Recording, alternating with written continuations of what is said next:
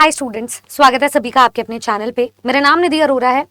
आज हम समझते हैं कि DSSB और EMRS की अगर हमें प्रेपरेशन 2023 के लिए करनी है तो क्या उसके लिए डूज एंड डोंट्स रहेंगे जो हमें सक्सेस के एक पेवमेंट पर लेकर जाए, सक्सेस के रास्ते पर लेकर जाए बिना किसी ऑब्स्टैकल के। तो सबसे पहले ना डूज की बात करते हैं, डूज वाले सेक्शन की। मैंने बहुत सारी स्ट्रैटेजिक प्लानिंग करी है और बहुत सारी वीडियोस बनाई है और हमेशा ये बताया है स्टूडेंट्स को कि आप अपने एग्जाम पैटर्न को समझें, एलिजिबिलिटी को समझें, आपकी नीड समझें, एग्जाम पैटर्न की, अपनी स्ट्रेंथ और वीकनेस को फाइंड आउट करें। उसके बाद आवरली बेसिस पे टाइम मैनेज करें, अपने स्ट्रेंथ और वीकनेस पहचान कर इवैल्यूएट भी करें रेगुलर बेसिस पर, और तभी आप सिलेक्शन सीख कर सकते हो। लेकिन आज मैं कुछ अनकन्वेंशनल मेथड्स लेकर के आई हूँ, जैसे मैं पढ़ाई करती थी, जैसे मैंने अपने एग्जाम्स क्वालिफाई करे हैं और जो मैंने स्टूडेंट्स में अक्सर देखा है जो वो गलतियां करते हैं। उस अप्रोच से हमें डूज एंड डोंट्स को सुधारना और बेहतर बनाना है सिलेक्शन को। सबसे पहली बात करते हैं माइक्रो प्लानिंग की। आप हमेशा ये बात याद रखो कि एक दिन में 8-8 घंटे के स्ट्रेच पर एक ही बार पढ़ने से कुछ भी नहीं होगा। हमेशा ब्रेक ले लेके पढ़ो, चंक्स में पढ़ो। जैसे कि अगर हमारा पेपर 1 का एक सर्टेन मेथड है, उसकी मार्किंग स्कीम, उसकी वेटेज अलग है और अपने सब्जेक्ट की अलग है, तो उस हिसाब से अपना डिवीजन भी बना करके चलो। जो स्टूडेंट्स जनरल पेपर के लिए इंग्लिश पढ़ते हैं वर्सेस जो स्टूडेंट्स TGT PGT के लिए इंग्लिश पढ़ते हैं, ग्रामर का ही अगर मैं सब्जेक्ट लूं और उसका एग्जाम्पल लूं, तो आपको टाइम अलग तरीके से डेडिकेट करना है। ये नहीं मान के चलना है कि 10 नंबर का पेपर है तो उसके लिए आप 6 महीने लगे हो प्रिपेयर करने के लिए। जो एग्जाम की डिमांड है, जितनी उसकी वेटेज है, उस हिसाब से जो है पढ़ाई करेंगे और ब्रेक्स ले लेके पढ़ाई करेंगे, एक स्ट्रेच पे नहीं पढ़ाई करेंगे। दूसरी बात बताती हूँ, माइंड मैपिंग। सबसे ज्यादा इंपॉर्टेंट है कि मैं कभी भी स्टूडेंट्स को क्लास में नहीं कहती हूँ कि नोट्स बनाओ, क्योंकि नोट्स तो मैं हैंड रिटन खुद ही प्रोवाइड कर देती हूँ अपने बैचेस में पेड स्टूडेंट्स को। यहाँ पे जो बात है अप्रोच की, माइंड मैपिंग की, वो तभी आप रेगुलर बन पाओगे जब आप कुछ टर्म्स को, जब आप वोकैबुलरी को, कुछ डेट्स को, इंपॉर्टेंट डेट्स जैसे हिस्ट्री में होती है, जनरल अवेयरनेस में होती है, आप उनके लिए एक अलग कॉपी बना के रखो। रफ वर्क के लिए अलग न्यूमेरिकल्स की कॉपी बना के रखो। तो ये सब चीज़ों के लिए आपके पास अलग अलग नोट्स होने चाहिए जो टिप्स पे याद हो। जैसे मुझे बहुत अच्छे से याद है कि मैंने अपनी वोकैबुलरी को एनहांस करने के लिए हमेशा एक बुक मेंटेन करके रखी थी, एक नोटबुक मेंटेन करके रखी थी। When never I come across any word, अगर मैं कोई वेब सीरीज देख रही हूँ, मैं कोई टॉक शो देख रही हूँ, मैं किसी स्पीकर को बोलते हुए देख रही हूँ, या रियल लाइफ में मैंने किसी को कुछ बोलते हुए देख लिया और वो खटक गया मुझे word, I stumble upon that word, I do my research, और उसके बाद मैं हमेशा नोट डाउन करके रखती हूँ कि आज मैंने ये 5 वर्ड सीखे, आज मैंने 1 वर्ड सीखा तो भी मैं नोट डाउन करके रखूंगी। इससे आप अपनी वोकैबुलरी एनहांस करते हो। देखो, वोकैबुलरी कोई एक रात का खेल नहीं है, इट डजंट हैपन ओवरनाइट, और कितना भी रट लो नहीं आएगा समझ में। आपको इसेंट्रिसिटी को समझना है, इसको कॉन्शियस लाइफस्टाइल बनाना होगा, और ऐसे इंपॉर्टेंट डेट्स के साथ भी है और न्यूमेरिकल्स की प्रैक्टिस के साथ भी है। तो आपको इसके लिए अलग नोटबुक मेंटेन करनी है। इसी से ही आप अपनी माइंड मैपिंग को स्ट्रॉन्ग कर सकते हैं, नई स्ट्रैटेजी लेकर आ सकते हैं। तीसरा है क्रॉस डिसिप्लिन लिंकिंग। हमेशा मैं ये बात मानती हूँ, क्योंकि मेरा बैकग्राउंड बहुत वर्सेटाइल रहा है, तो चाहे वो लैंग्वेज हो, चाहे वो कोई सब्जेक्ट हो, आप हमेशा उसमें रिलेटेबिलिटी ढूंढ ही लेते हो। मैं हमेशा जब स्टूडेंट्स को पढ़ाती हूँ ग्रामर, तो एग्जाम्पल्स देती हूँ केमिस्ट्री के, क्योंकि मैंने अपनी मास्टर्स केमिस्ट्री में कंप्लीट की हुई है। तो वहाँ से एक अच्छा, हर चीज़ को आप रियल लाइफ में तो रिलेट कर ही सकते हो, सब्जेक्ट्स को भी इंटर रिलेट कर सकते हो, ताकि जो आपका जनरल पेपर है वो असाइड हो जाए और आप आपस में लिंक करके उन सब्जेक्ट्स को स्ट्रॉन्ग कर सको। एग्जाम्पल हमेशा उसको डेली लाइफ से प्रिपेयर करो। नेक्स्ट बात आ जाती है रिवर्स लर्निंग, यानी कि जो भी आपने पढ़ा उस स्पैन ऑफ टाइम में, मैं हमेशा एक इनकलकेट करती हूँ प्रैक्टिस क्लास में कि अगर मैं 20 मिनट थ्योरी पढ़ाती हूँ तो लास्ट के 10 से 15, कम से कम ज़्यादा से ज़्यादा 20 मिनट भी प्रैक्टिस करवाती हूँ, because I know there are subjects which require numericals. उनकी डिमांड है उन सब्जेक्ट्स की कि न्यूमेरिकल्स, जैसे ग्रामर भी न्यूमेरिकल्स है, आप प्रैक्टिस करोगे तो वो स्ट्रांग होता जाएगा। तो ऐसे ही आपको अपनी रियल लाइफ में उसको लेकर के आना है और टाइम करो अगेंस्ट ईच क्वेश्चन कि आपने कितना टाइम लगाया। तो ये जो जंग है ना, ये सिर्फ कुछ मॉक पेपर्स की नहीं होती है, कुछ फाइनल प्रैक्टिस टेस्ट्स की नहीं होती है। It is a consistent practice जो आपको करते रहना है till the time your exam commences.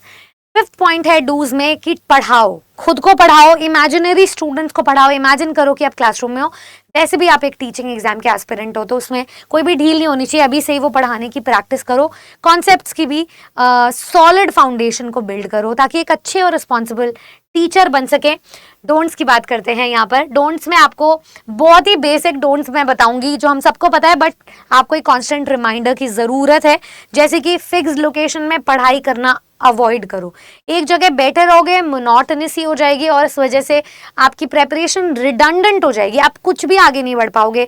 आपको लगेगा क्या डेली यही यही पढ़ना है। आपको वो तपस्या जो है ना उसको पॉजिटिव एस्पेक्ट में लेकर जाना है, ठीक है। दूसरा, लीनियर नोट टेकिंग।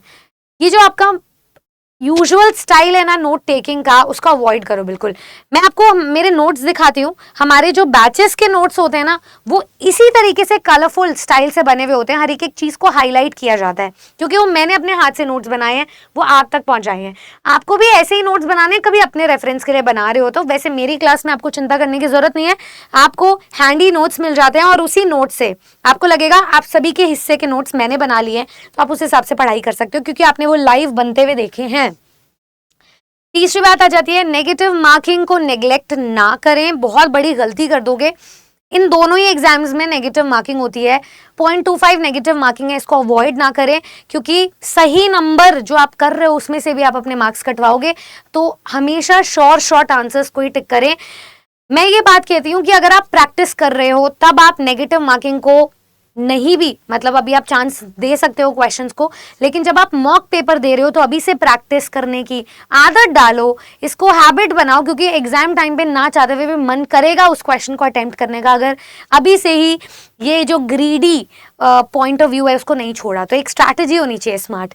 नेक्स्ट आ जाता है पैसिव लर्निंग। हमेशा ये मत सोचो कि हाँ हो जाएगा, आज 50 वोकैबुलरी के वर्ड्स पढ़ लिए तो एक क्लास काफी है, या फिर आज ही सारे के सारे बस रट लिए, उसके शॉर्टकट्स बना लिए, सुन लिया बस एक बार तो हो जाएगा।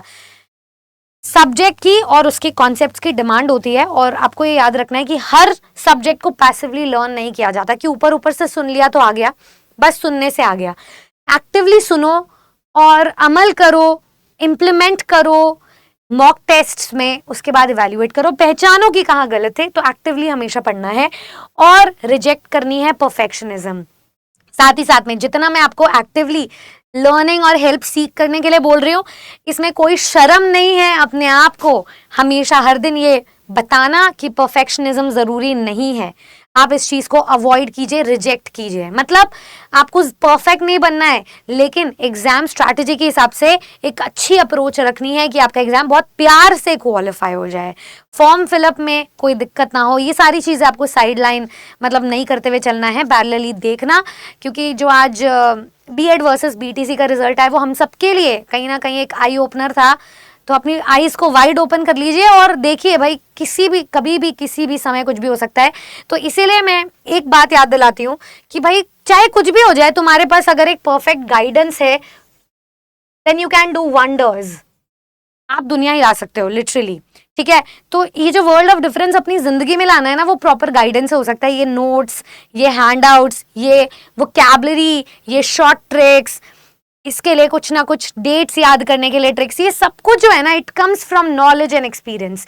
ये विजडम को अगर आपको वन शॉट में चाहिए तो आप अभी के अभी विजिट कर सकते हैं हमारे आर्डर 24/7 स्टोर को, क्योंकि ये सारा हैंड आउट, ये मटीरियल, ये क्लासेस, ये recorded classes, live classes, test series, e book, सब कुछ अवेलेबल है लॉग इन करने के बाद। ऑल कोर्सेज टीचिंग एग्जाम पे आपके पास EMRS के भी बैचेस हैं, आपके पास DSSB का भी बैच है।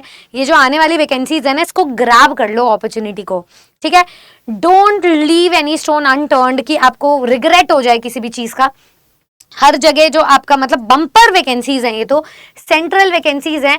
आप इन दोनों एग्जाम्स की तैयारी अलग अलग करने के बजाय मेरा जो पर्सनल डिसीजन और सलाह रहेगी आपके लिए वो रहेगी टीचिंग का महापैक। तो आप यहाँ पे जाके एनरोल कर सकते हैं। टीचिंग महापैक का ओरिजिनल प्राइस 15,299, पर आपने इतना नहीं देना है मेरी तरफ से आपको। इसीलिए ये सब चीजें थोड़ी बतानी थी कि आपको ये इतना महंगा जो है कॉस्ट हम बोलें कि भाई ये लो चेप दिया।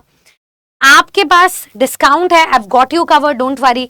आप डिस्काउंट कोड लगा सकते हैं Y449 डिस्काउंट के लिए, और जैसे आपको ये डिस्काउंट मिलेगा तो आपका जो अमाउंट है ना इट इमीडिएटली रिड्यूसेस टू 3400। ये जो 3500 मिल रहा है ना, अगर आप हमारी एप्लीकेशन डाउनलोड करोगे सो इट कॉस्ट यू 3400 बेयरली, ठीक है, यूजिंग द कोड Y449। ये मैक्सिमम डिस्काउंट के लिए मैंने आपको अपनी तरफ से एक इनिशिएटिव दिया, प्रोवाइड करवाया 12 महीने के लिए। भारत का कोई भी एग्जाम जो आपको टीचर बनाता है, yes you heard me fine, आप उसके लिए तैयार हैं, बिकॉज सिलेक्शन की गारंटी यहाँ पे मेरी और सारे टीचर्स की है। आपको बस क्लासेस में आना है, बैठना है। Thank you so much. अगर ये वीडियो पसंद आया, ये डूज एंड डोंट से पूरी स्ट्रैटेजी पसंद आई, तो आप शेयर कीजिएगा उन लोगों के साथ जो अभी अनअवेयर है। Thank you.